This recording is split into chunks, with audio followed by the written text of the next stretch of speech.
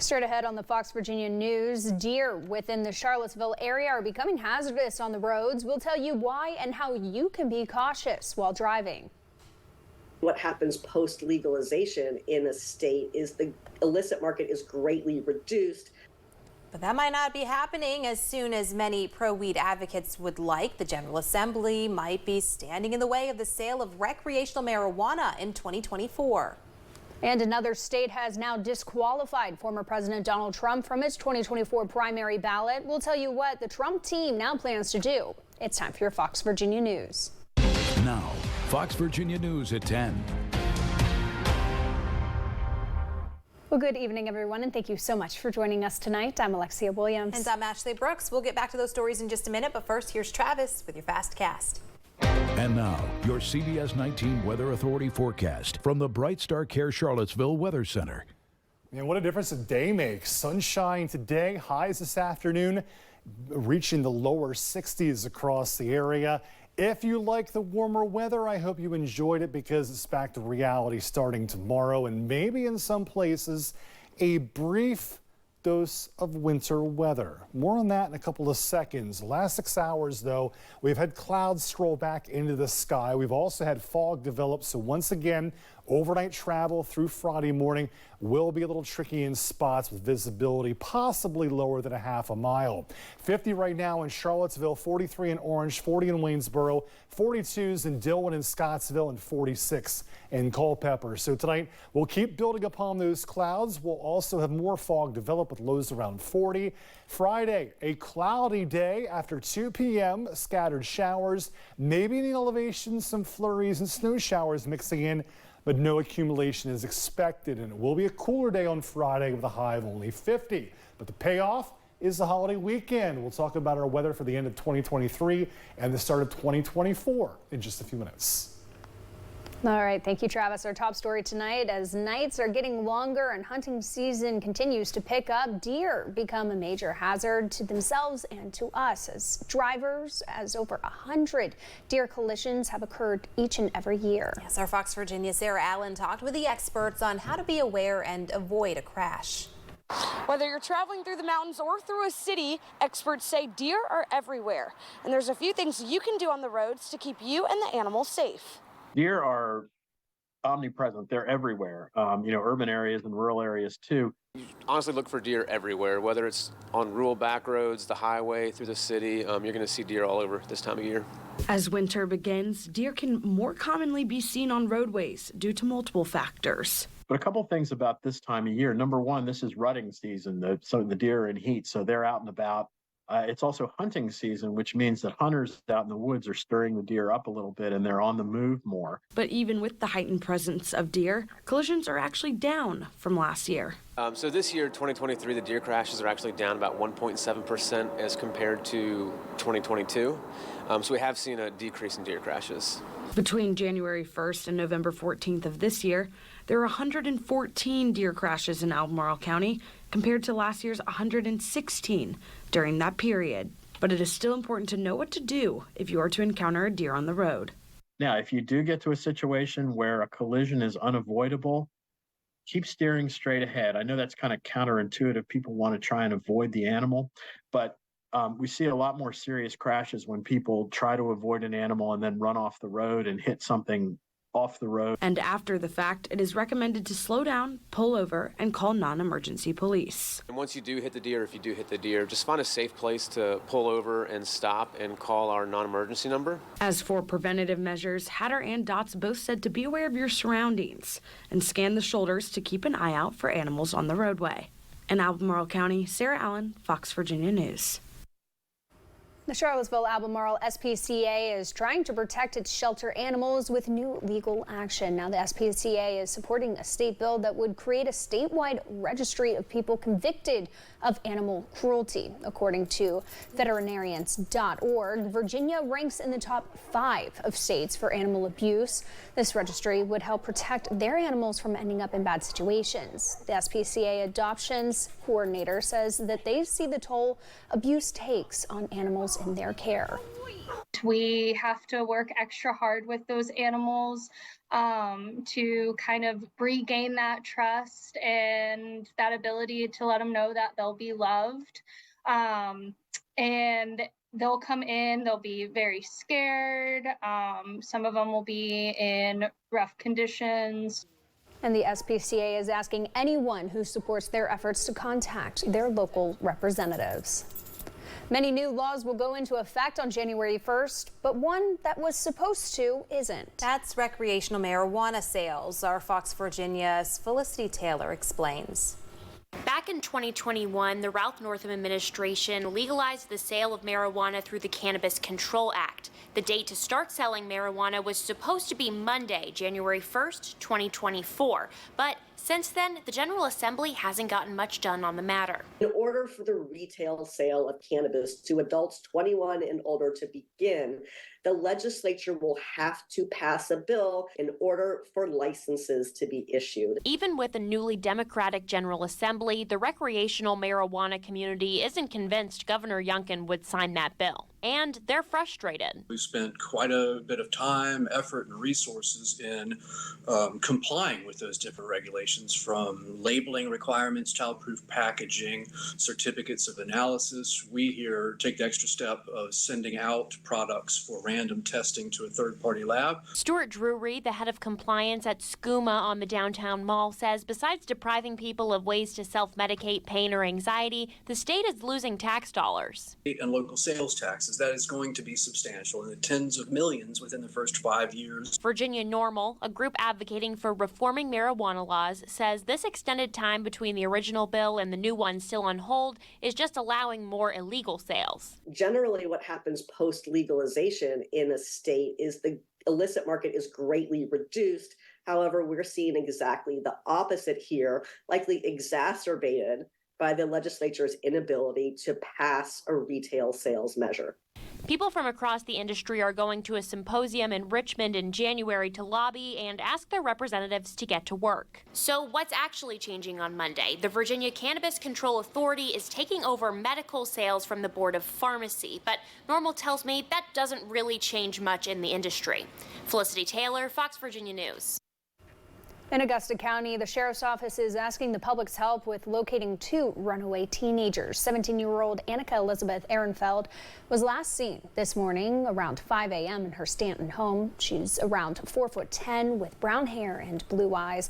Authorities say that she could be possibly in a 1996 light blue Honda Accord with Virginia tags. Meanwhile, the Augusta County Sheriff's Office is also looking for 17-year-old Brandon Christopher Baber. He was also last seen this morning around 5 a.m. in Stanton. He is around 6'4" with brown hair and blue eyes. Authorities say that Brandon could be traveling with Annika Ehrenfeld in the light blue Honda Accord. Anyone with information is urged to contact the Augusta County Sheriff's Office or Crime Stoppers. State police are investigating two separate fatal crashes. The first one happened Monday, December 25th, just after 12 p.m. Police say a car was traveling on Route 11 when it crossed the center line and hit an SUV head-on. The driver of the car, 22-year-old Garcia Hernandez of Rockingham, was not wearing a seatbelt and was ejected during the crash, authorities say. He was taken to the hospital where he later died from his injuries. The driver and passenger in the SUV only suffered minor injuries. Also in Rockingham County, another fatal crash happened the next day, December 26th, just before 11 a.m. A car ran off the roadway and overturned. The driver, 24-year-old Michaela Miller of Rockingham, was transported to the hospital where she later died. Police say she was not wearing a seatbelt. A Hampton Roads family is mourning the loss of a 20-year-old football player who died Tuesday after being hit by a Freightliner on Christmas Eve. John Hood has that story. We were certainly, blessed to have him, and I was blessed to meet the kid. The kid Jerome Rhodes is talking about was Josh Barkley. He coached him in high school, and now all he has are memories. James City County Police found Barkley on Richmond Road near Noah's Ark Veterinary Hospital just after midnight on Saturday. Police say he was on the road trying to grab a personal item and didn't see a semi-truck coming his way. He was flown to VCU Medical Center and was taken off of life support on Tuesday. Josh had just turned 20 on Christmas Day. His family tells me he graduated from War Hill High School in 2022, where he played football as an outside linebacker and defensive end. Coach Rhodes tells me Josh always had a positive attitude and was someone who would try to make you laugh. That kind of energy kind of popped off from him from the first time that I met him. You know, his play on the football field and, you know, his actions in practice and that kind of stuff there for, you know, was inspirational for the kids and the coaches. You could tell he loved the sport and he loved to be around his teammates. Others say Josh was known for his hugs. I remember him with those tight hugs he gave everyone because that was his calling card. And that was his way of expressing how he felt about you. And I think that's the lasting memory that we should all have of him. John Francisc has known Josh since he was 10. Over the last few days, he's thought hard about what some of their last conversations were. He told me about his girlfriend, that he was happy. You know, things are beginning to happen for him in life. And he was very optimistic about what the future holds. Part of that future was being a father. Josh was expecting a child with his girlfriend this February. There's no explanation why these things happen, but I like to think of it as someone else is watching above us. Someone else is upstairs watching and helping to guide us and keep us safe. And I guess, you know, God needed another angel. Former President Donald Trump is now facing another primary challenge. Another state has removed him from the primary ballot. We'll tell you what political experts say will happen next. We'll have that story after your Weather Authority forecast with our Chief Meteorologist, Travis Koshko.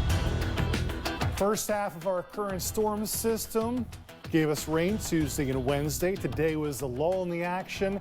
Part 2 moves through tomorrow. What will it bring? I'll have the answer for you after this. And now, your CBS 19 Weather Authority forecast from the Bright Star Care Charlottesville Weather Center. Thanks so much for joining us on this Thursday night. Your time lapse today coming from Cho on the JES Skyline Network cam. Foggy for the first part of the day. Sunshine, beautiful sunshine this afternoon. Sent temperatures into the lower 60s, but the clouds and fog on their way back across the area. Those clouds filtering in from the west. They'll keep building overnight. Visibility, especially east of Charlottesville, down to a half a mile at last check in Culpeper and Louisa, mile and a half in Orange. So do be aware of pockets of low visibility through the overnight into the Friday morning commute. Not going to be as sunny, though, once the fog mixes out tomorrow. In fact, it's going to be another very gloomy day, but we're going to have something to show for it. 49 right now outside our Railroad studio, a 50 at Show, and 49 atop the Carter Mountain because temperatures and dew points are very close together. That's why we have the fog developing around the area, plus the very wet ground aiding and helping the cause. Winds out of the southwest today, along with the sunshine, sending us into the lower 60s, but we're scouring out that mild air. Cooler air now following, so not only will tomorrow be cloudier, a little wet, a little wintry for some, but it will also be about 10 degrees colder. Cold front moved through earlier. That's what gave us the clouds and fog this morning, and now the clouds coming back. The main driver of the system the last few days, around Chicagoland, it's going to move through the area tomorrow. Your Friday will be cloudy. After 2 p.m., we're going to have rain showers about the area. Higher elevations, maybe some flurries or snow showers mixing in, but no accumulation expected. Then the payoff will follow in a pleasant weekend for Saturday, New Year's Eve, and New Year's Day. So your hourly planner for Friday. Overnight lows will be around 40 degrees. Heads up for fog until about 10 a.m. Cloudy skies will follow, 50 degrees at 2 p.m. After that point is when I think we get the rain showers and the mountains, flurries, and snow showers mixing in. Futurecast showing the clouds building. There are your showers of the rain and snow variety. Then we clear things out a bit for Saturday. Dry weather, seasonable temperatures for Saturday, New Year's Eve. When the ball drops at midnight on Monday morning, it will be dry about the area, and most will be dry to start the new year, the first days of 2024. Low temperatures tonight around 40 degrees with increasing clouds and areas of fog, and then afternoon showers and flurries in the mountains, a high of 50 in Charlottesville on Friday, 49 in Palmyra, 48 in Crozet, 49 in Culpeper. Cardinal Home Center extended forecast. Breezy on Saturday. Some of us might pick up a few showers late Monday night and Tuesday morning. Bulk of us going to be dry. But how is that for consistency? Lower 50s for highs through next Thursday. Overnight lows in the upper 20s and lower 30s. Well, you couldn't ask for better weather heading into the new year. Yeah. Absolutely. Sure. It'll be very calm and quiet. Right, which I like, considering I think it was 2 years ago we had that really insane winter storm. Yes, we did. Wow. Absolutely. I like this better. Me too. All right, thank you, Travis.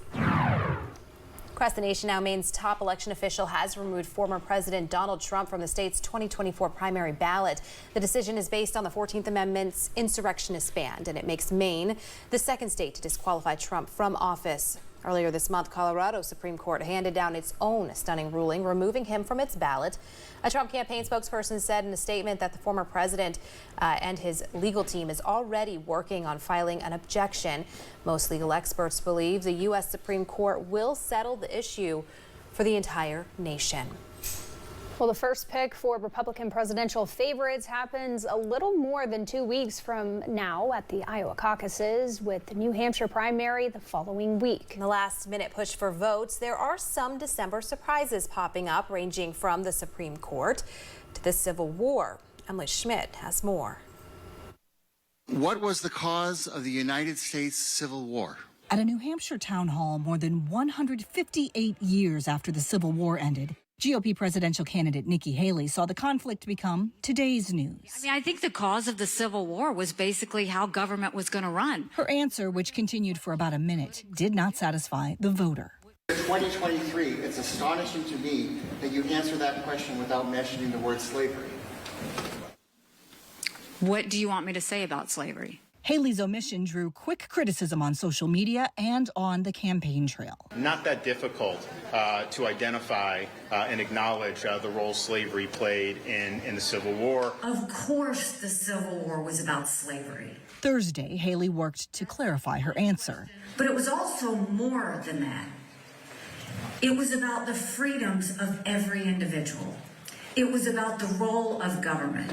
This isn't the storyline Haley wanted. December polls show her gaining on former President Donald Trump in New Hampshire, though Trump still has commanding leads both there and in Iowa. His challenges remain in the courts. Thursday, Colorado's Republican Party asked the U.S. Supreme Court to overturn the state's high court ruling removing Trump from the state ballot for his actions following the 2020 election. It's up to the voters to decide on this issue, especially when there is no charge or conviction. One more example of the past playing into today's politics. I'm Emily Schmidt reporting. You're watching Fox Virginia News at 10. Thanks to you, the #1 rated 10 p.m. newscast in Central Virginia.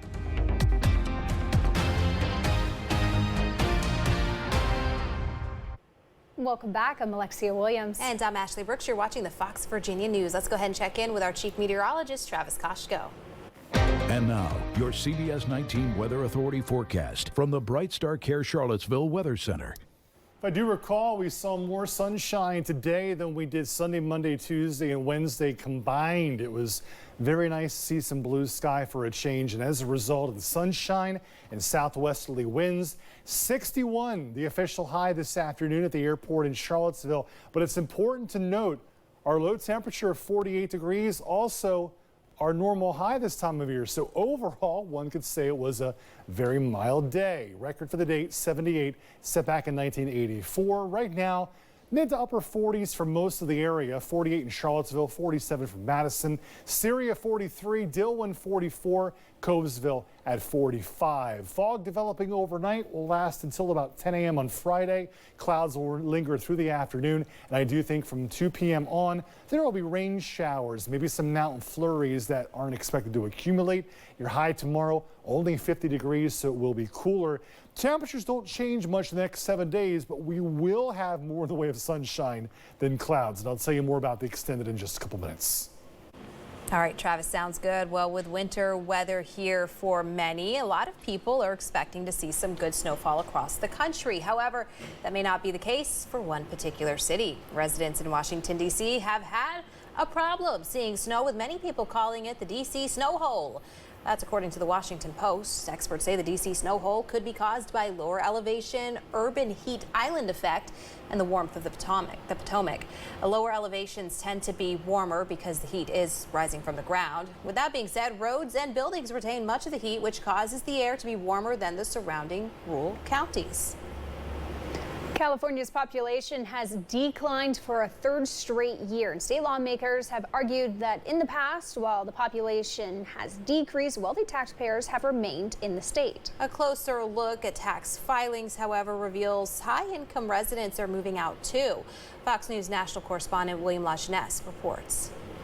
California has no peers. California simply has no peers. Economically, Governor Newsom is right, but some state residents disagree. I'm seeing anywhere from 2 to 5 clients a month calling me and saying, we're leaving. California saw a net loss of 750,000 residents to other states over the last 3 years, according to the U.S. Census.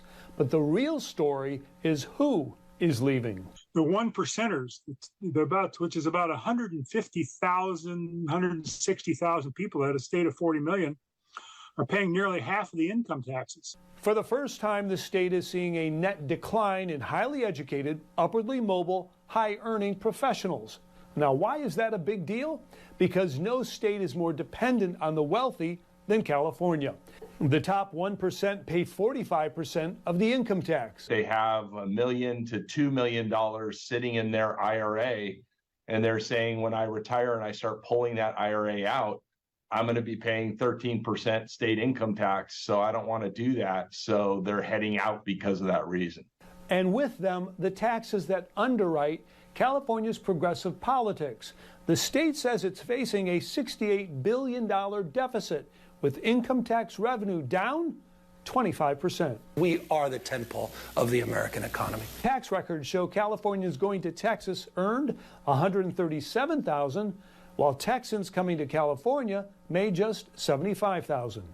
So where are people going? Lower tax Arizona and no tax Texas, Florida, Tennessee, and Nevada, where people making $200,000 can save up to $15,000 off their state income tax. In Los Angeles, William LaJeunesse, Fox News. Today, a house with tragic memories is no more. The house where the 4 University of Idaho students were killed last year has been torn down. I'm Christina Coleman reporting in Moscow, Idaho. I'll have details on the demolition straight ahead. The house where 4 University of Idaho students were murdered last year was reduced to rubble this morning. The demolition going forward despite last-minute pleas by the victims' families to keep it standing. Fox News correspondent Christina Coleman has more from Moscow, Idaho. A little more than a year after the gruesome massacre of 4 University of Idaho students, the house where the murders took place has been demolished. The early morning teardown did not draw large crowds. A makeshift memorial was created near the house where in November of last year, the 4 victims, Xana Kernodle, Maddie Mogan, Kaylee Gonzalez, and Ethan Chapin, were killed in brutal stabbings. The teardown comes a day after 2 of the victims' families released a statement making a final plea to leave the site standing until the trial of 29-year-old suspected killer Brian Koberger is complete, arguing the demolition would destroy critical evidence. It's the crime scene. You know, you don't know what's going to need it or when it's going to be needed or if it's going to be needed at all. However, university officials say the teardown is a step toward closure. We've talked with students, we've talked with community members, and really everyone's at that next stage of healing. And the Layton County prosecuting attorney says he does not anticipate that lead investigators will need the house any further.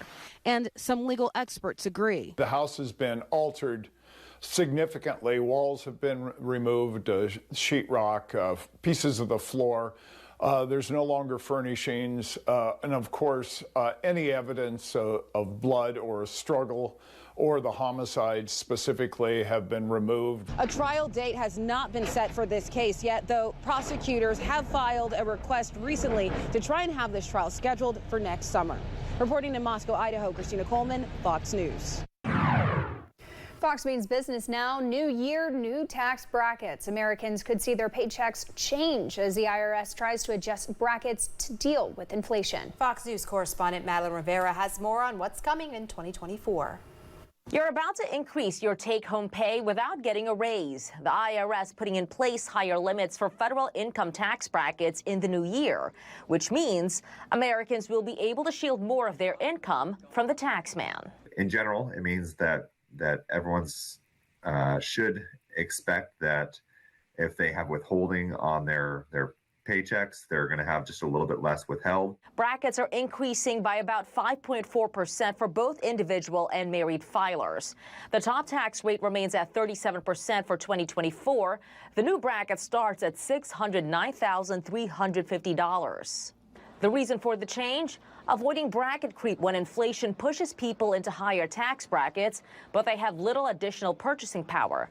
But this year's change won't fix the problem. It's never going to keep up all the way, because what they're doing is again, they're making a one-time adjustment in the fall, or based off of the fall CPI, but even that doesn't go into effect until January.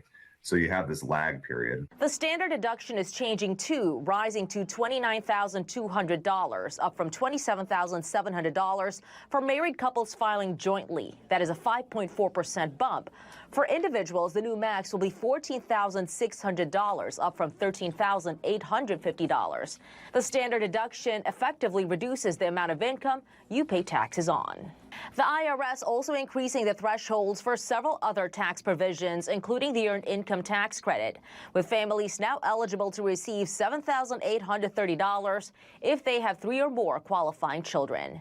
In Washington, Mallory Rivera, Fox News.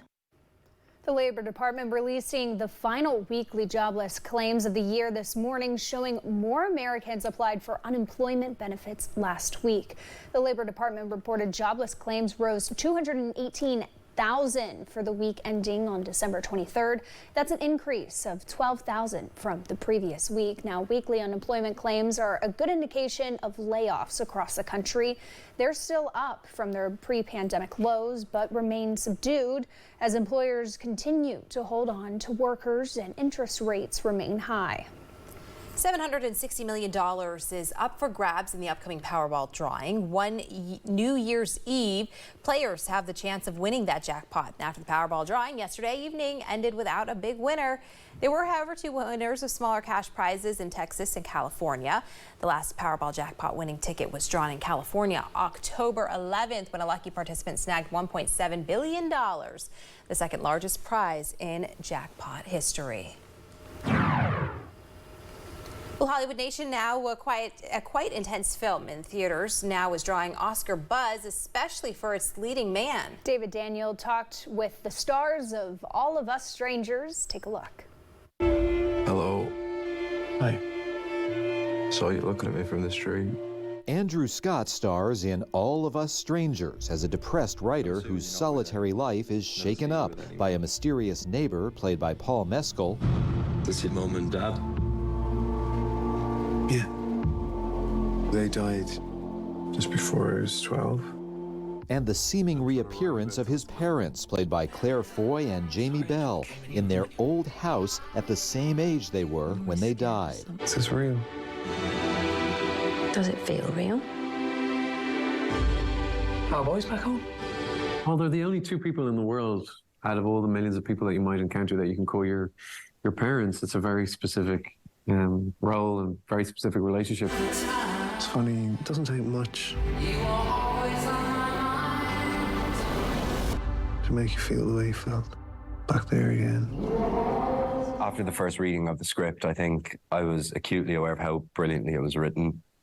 Andrew was involved, Claire and Jamie were involved, and I loved Andrew Haigh as a director. The stars say Haig's meditation on love and grief resonated with them emerging from the pandemic. That space where everybody was thinking about isolation and loneliness. It was a long time ago. Yeah, I don't think that matters. There's no place to really hide in the film, and I think that was kind of one of the challenges that I was most excited about, was that you don't have big group scenes. It's very intimate, it's very close. I'd always felt that. This is a new feeling. In Hollywood, I'm David Daniel. Taylor Swift has another title, biggest celebrity CO2 polluter of the year. That's according to the Daily Mail. Now, this will be her second year in a row getting that title.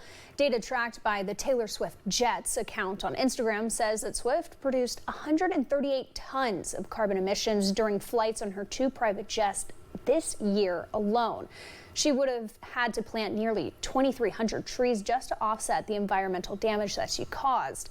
The data shows that she started taking more flights to Kansas City because of her romance with the Kansas City Chiefs tight end Travis Kelce. Wow, not a great title that you want to have, I wouldn't think. Not one. All right, well, an Arizona zoo got a special gift on Christmas Day. A baby Grevy zebra was born. Look at those stripes, so cute.